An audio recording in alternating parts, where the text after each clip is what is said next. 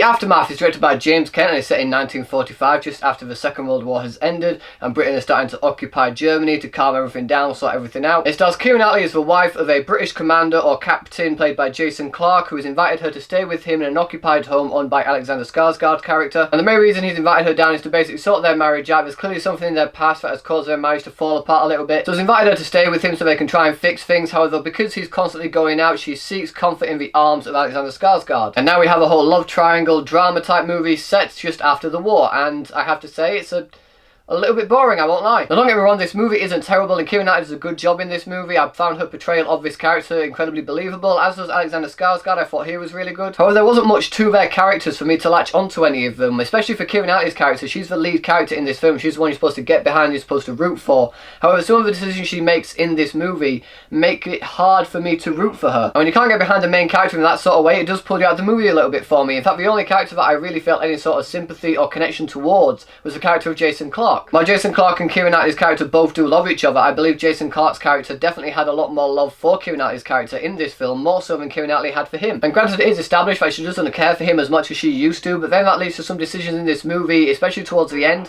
a little bit questionable. Whereas with Jason Clarke's character, you can see that he has this undying love for Keira Knightley's character, and in that you become very sympathetic towards him. I was 100% behind Jason Clarke's character in this movie, more so than I was Keira Knightley or Alexander Skarsgård. And because romance with Alexander Skarsgård's character basically comes a little bit out of nowhere, it's not really built up in any sort of way, I didn't really buy into it. Their chemistry was okay here and there, but it wasn't anything like extraordinary. They're both good actors, they both gave good performances, but I just didn't believe they were actually in love. I didn't buy into their relationship. Now the rest of the cast all do a good job, and production design is really good in this movie as well. I have to say the setting for this movie, it did drag me into 1945. I believed I was there, and while it had some tense moments and some heartbreaking moments here and there, it wasn't enough to keep me fully invested in this film. And I feel like that's more down to the directing for this movie as well as the script. It felt very much like it should have been a stage play. The way the dialogue flows and the characters move around the set, it felt very stagey to me, and even the camera shots made it look like it could have been done as a stage play. Now don't get me wrong, the shots were well framed and the cinematography, while nothing to really shout about, wasn't terrible in any way, but because the dialogue was so simplistic and the way the characters were interacting with each other felt very stage-like,